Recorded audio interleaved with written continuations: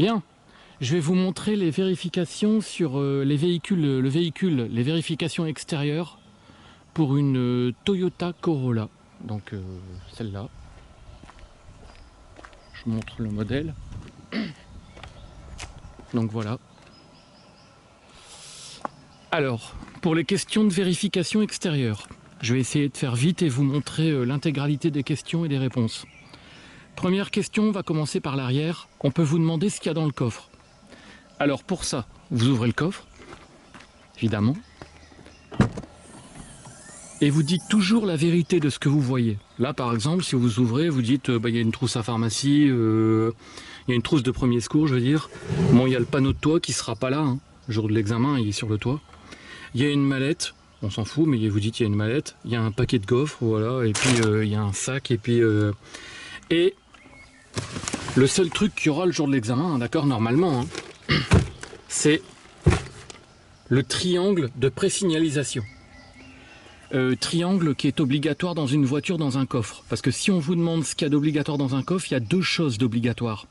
Première chose obligatoire, le triangle de présignalisation. Si ne dites jamais, par exemple ici, ne dites pas qu'il y a un gilet. Parce que ça c'est un gilet, mais c'est un gilet secondaire. Le gilet principal, il est forcément à l'intérieur de la voiture à portée de main, hein, d'accord ? Donc, il y a le triangle de présignalisation. Et ici, une roue de secours. Alors, j'aurais pas mis les canettes, évidemment, de thé glacé le jour de l'examen. Il y aura juste la roue de secours. Si on vous demande ce qu'il y a d'obligatoire dans un coffre, vous dites donc le triangle de présignalisation, vous le montrez. Et vous dites qu'il faut une roue de secours ou un kit anti-crevaison. Mais moi, j'ai une roue de secours, d'accord ? Ensuite, pour ce qui est des autres questions, alors quand vous fermez le coffre, hein, je vous montre tout ce que j'ai vu comme bêtises, hein, d'accord, hein, parce que bon, normalement, on peut fermer le coffre quand on veut, mais les inspecteurs aiment bien que vous utilisiez tous les accessoires prévus aux effets demandés. Là, pour fermer un coffre, vous mettez votre main là. Vous allez me dire, qu'est-ce qu'on s'en fout de mettre sa main là? Ben, parce que si vous avez des bagues, vous mettez votre main là, vous pouvez rayer votre voiture, d'accord, hein. Donc vous mettez vos mains là, parce que c'est prévu là, et vous fermez le coffre, d'accord. On peut vous demander aussi, à l'arrière d'un véhicule, de vérifier l'état des balais essuie-glace. Vous dites pas, en le regardant comme ça, ouais, il est bien. Non, vous le prenez dans votre main là, et vous faites ça. Vous le touchez comme ça, vous dites ça ne s'effiloche pas, il est en bon état, tout va bien, d'accord. Si on vous demande d'autres questions du style comment on fait pour vérifier en circulation, vous l'actionnez. Vous l'actionnez, vous regardez si ça laisse des traces avec la pluie ou si on met du liquide lave-glace à l'arrière. Ensuite, tout ce qui est à l'arrière, on peut vous demander aussi tout ce qui est lié au feu. Alors là, déjà il y a les feux de plaque à l'arrière. Donc, pour ce qui est des feux, vous devez toujours dire les 3 mots propre, en bon état, fonctionne. Et vous devez dire la vérité. Si par exemple il y a un élève qui a roulé ici et qui a sali quelque chose, vous devez dire, alors vous voyez là, vous devez dire si c'est sale, ben c'est sale. Bon état, ça veut dire que le plastique devant les ampoules n'est pas cassé, ça pourrait dévier le faisceau lumineux. Et vous devez dire fonctionne, donc ça s'allume. Pour allumer les feux de plaque dans un véhicule, n'importe lequel, hein, mais en l'occurrence mon véhicule, vous devez allumer vos feux de croisement, d'accord? Ou vos feux de position, ça suffit. Feu de position, feu de croisement, feu de route, tout ce que vous allumez comme feu, ça allumera automatiquement les feux de plaque, puisque le véhicule pense que vous êtes la nuit, d'accord? Que c'est la nuit. Ensuite, à l'arrière, qu'est-ce qu'on a aussi? On a les catadioptres. Alors les catadioptres, c'est ce qui est comme sur les plaques, sur les roues de vélo. Et c'est ce qui réfléchit la lumière la nuit. Alors sur la Toyota Corolla, là, elle est ici. Ils sont ici, ici. Alors bien sûr, c'est un piège, les catadioptres. Il ne faut pas dire propre, en bon état, fonctionne. Il faut dire propre, en bon état. Parce que si vous dites ça fonctionne, évidemment, on va vous demander de les allumer. Ça ne s'allume pas des catadioptres, hein, d'accord? Dans la Toyota Corolla, vous avez aussi les alvéoles que vous voyez là. C'est des catadioptres. C'est quelque chose qui réfléchit la lumière la nuit. C'est-à-dire que si mon véhicule est stationné et qui est tout feu éteint, eh ben on le voit quand même, d'accord, quand on l'éclaire. Ensuite, on peut vous demander où sont les feux de position. Ben là, vous les voyez, les feux de position, c'est cela. Si on, donc vous dites propre en bon état fonctionne, propre en bon état fonctionne. On peut vous demander également les feux de croisement. Alors bien sûr, il n'y en a pas à l'arrière des feux de croisement, c'est pour croiser un véhicule. Feux de route, pareil, il n'y en a pas à l'arrière. Vous avez, à l'arrière, vous avez les feux de recul. Alors les feux de recul, attention à ne pas enclencher faut enclencher la marche arrière. Attention à ne pas enclencher la marche arrière alors qu'il n'y a personne dans le véhicule. Hein. Donc vous mettez le contact, mais pas le moteur en route. Là, j'ai laissé le moteur en route. Donc je coupe le moteur. Pour couper le moteur, j'appuie ici une fois. Bon, maintenant que c'est coupé, j'ai envie... Je ferme la portière, sinon ça fait un bruit horrible. J'ai envie de mettre le contact. Le contact dans un véhicule, c'est allumer tout ce qui est électrique, mais sans allumer le moteur. Pour allumer le contact, pour mettre le contact dans ce véhicule, j'appuie 2 fois sur Power. Donc une fois, 2 fois. Là, j'ai mis le contact. Vous voyez, la preuve, c'est qu'on me demande pour allumer le moteur d'appuyer sur le frein et le contact. Et sur Power. Donc je ne l'ai pas fait. Je ne le fais pas. Maintenant, j'appuie sur le frein. J'appuie sur le bouton que vous voyez là. Et j'enclenche le R. Voilà. Je sors.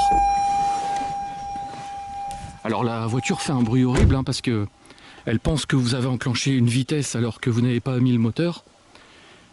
Et vous voyez qu'il y a le feu de recul qui est là. Il est blanc. Il est blanc pour 2 raisons. Premièrement, c'est censé éclairer la zone la nuit où vous reculez.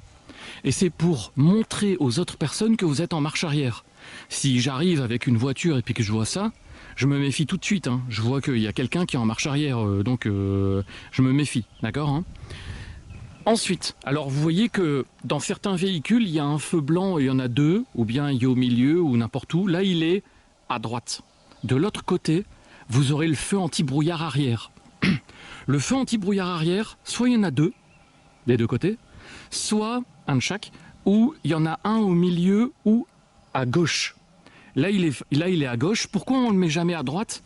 Parce que ce qui nous intéresse sur une route, c'est de montrer que le véhicule est à gauche. Car je rappelle qu'un feu anti-brouillard arrière, c'est pour signaler votre présence dans le brouillard. Donc on ne va pas signaler votre présence à droite. On va signaler votre présence à gauche pour que vous voyez bien le véhicule, toute la largeur du véhicule. D'accord? Alors je vais allumer le feu de brouillard arrière. Alors déjà, j'ai enlevé ce bruit. Donc j'ai remis sur P, d'accord hein. Parc. Alors pour allumer les feux de brouillard arrière dans ce véhicule, alors c'est la petite bague que vous voyez ici, là. Je la touche, je la pince entre mes 2 doigts. Mais si je le fais, ça ne fonctionne pas. Regardez, vous voyez, ça ne fonctionne pas. Normal, il faut allumer ces feux de position et ces feux de croisement. Feu de position, feu de croisement. Voilà. Alors je peux le faire juste avec le feu de position. D'ailleurs, il y en a beaucoup, les experts disent que les feux de brouillard, c'est plus efficace quand il y a juste les feux de position d'allumer. Bon bref, on va mettre les feux de croisement. J'allume mes feux de croisement. Et là, j'actionne la bague une fois vers le haut.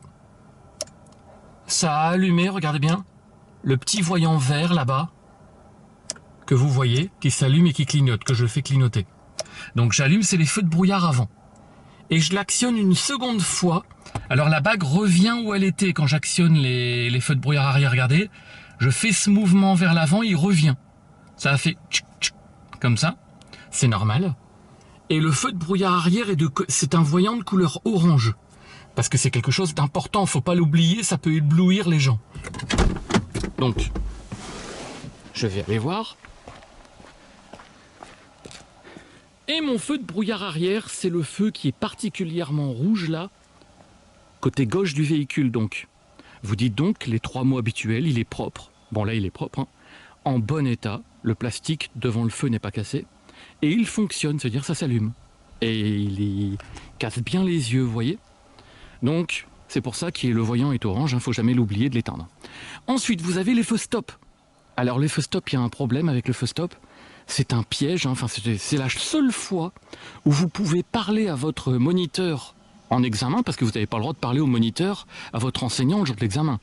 Sauf là, vous allez derrière le véhicule avec l'inspecteur et vous dites à votre moniteur, vous allumez le contact du véhicule parce que si vous n'allumez pas le contact, il ne se passera jamais rien. Vous mettez le contact pour le véhicule, donc deux pressions sur le bouton power et vous dites à votre moniteur d'appuyer sur le frein pendant que vous êtes derrière à vérifier que les 3 feux stop s'allument. Alors, je répète, c'est la seule fois où vous avez le droit de parler à l'enseignant. Vous lui dites donc, va appuyer sur le frein. Alors, comment je vais appuyer sur le frein là, pendant que je suis derrière? Alors, je regarde. Alors, parce qu'il faut bien que je me débrouille tout seul sur ce coup-là. Je vais prendre quelque chose de lourd. Et je vais appuyer sur le frein avec cette chose lourde. Alors je me demande si une bouteille d'eau fonctionne. Si je la cale comme ça. Alors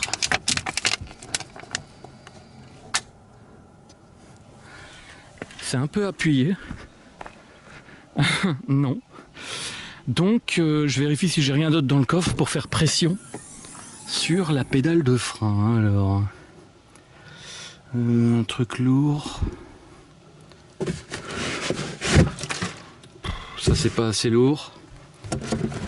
Ça c'est pas assez lourd non plus. Peut-être ça pourrait faire pression. Refons cette bouteille.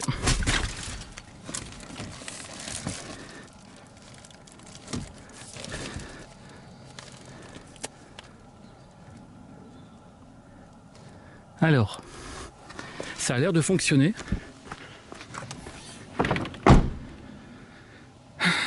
Non, ça ne fonctionne pas.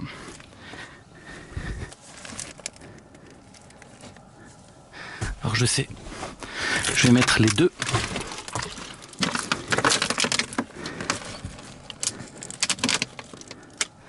Alors là ça appuie. Toujours pas.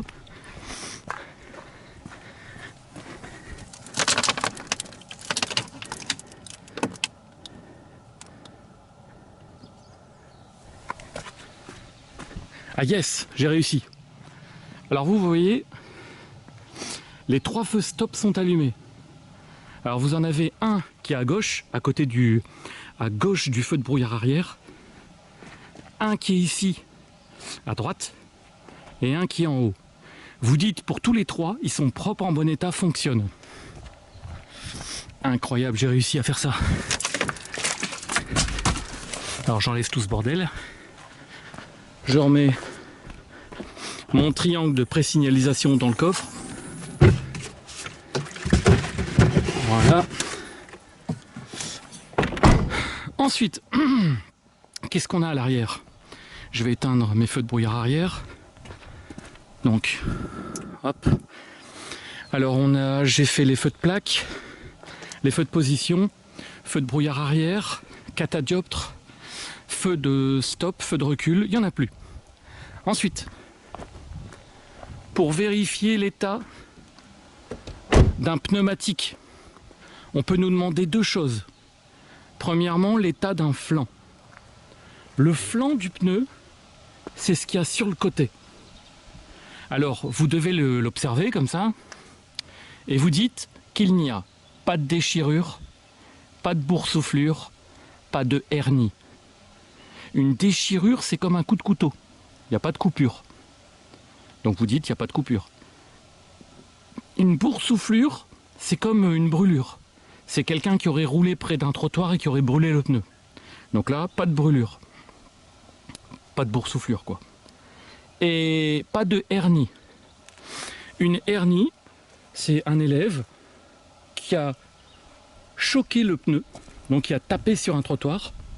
À l'intérieur, la coque métallique s'est cassée et l'air tente de s'échapper, mais il ne peut pas s'échapper à cause de la gomme. Ça crée donc une sorte de boule.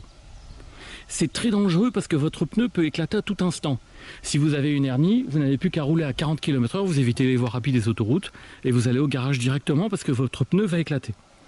Donc c'est très facile à voir, hein, ça fait carrément une boule. Donc il n'y a pas de boule, donc Pas de déchirure, pas de boursouflure, pas de hernie. Vous avez le droit de dire avec vos propres mots.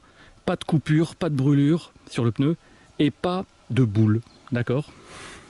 Ensuite, si on vous demande la bande de roulement, vous allumez le moteur. Sinon, je ne peux pas tourner le volant. Donc, frein plus bouton power. Et là, je tourne le volant à fond pour aller voir la bande de roulement. La bande de roulement, c'est la partie du pneu qui touche la route. Alors, vous la regardez et vous dites que les sculptures ou les dessins sont bien visibles. Vous passez votre doigt ici et là vous allez sentir un bourrelet, là, ici. Et ce bourrelet est le témoin d'usure. Si ce bourrelet, ce témoin d'usure, est proche de toucher la route, à quelques millimètres, votre pneu est mort. D'accord? Donc imaginez, votre pneu s'use, il s'use, il s'use, et bientôt le bourrelet va presque toucher la route. Si le témoin d'usure est sur le point de toucher la route, de toucher le sol, votre pneu est mort. C'est ce que fait la police quand elle contrôle l'état de vos pneus. Il passe son doigt ici, il fait ça, hop, hop.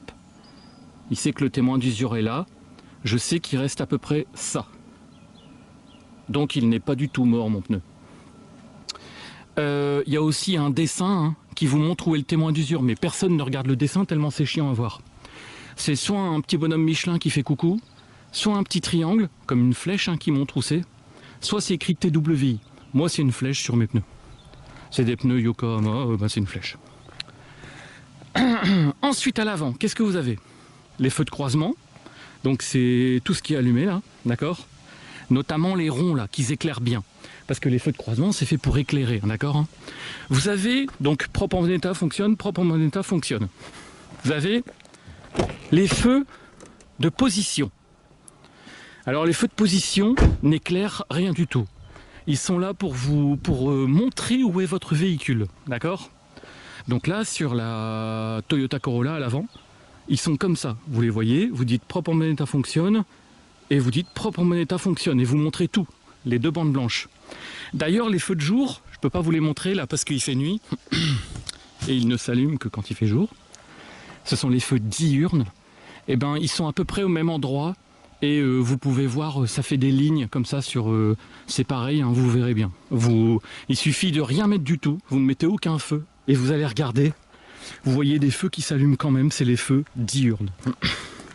Ensuite, qu'est-ce qu'on a à l'avant? Les feux de brouillard, donc je peux laisser sur feu de position. Je tourne la bague une fois, je vérifie le voyant vert là-bas.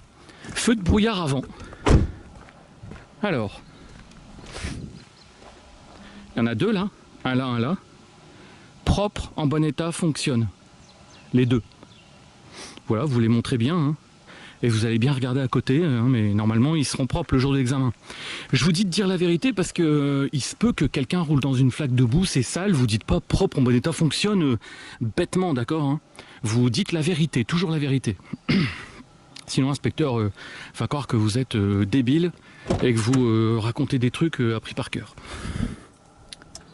Alors, ensuite qu'est-ce qu'on a comme feu à l'avant aussi? On a pas de feu de plaque, il n'y a pas de feu de recul et pas de feu stop. On a les feux de route. Alors les feux de route, vous mettez les feux de croisement et vous poussez vers l'avant.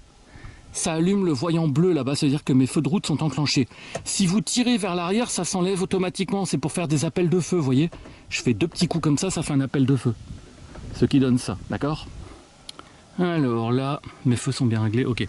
Alors, donc j'allume mes feux de route, je vais vérifier. Alors, les feux de route sur la Toyota Corolla, c'est le même point blanc que vous voyez, sauf que ça allume, ça agit beaucoup plus fort. Vous les montrez, ici, et vous dites, propre en bon état fonctionne, et propre en bon état fonctionne. Pour ce qui est des derniers feux, vous avez les feux clignotants. On peut vous demander clignotant à droite, clignotant à gauche, dans ce cas-là vous actionnez, ou tous les clignotants en même temps, c'est-à-dire les feux de détresse. Les feux de détresse, hein, vous appuyez sur le bouton là. Hop.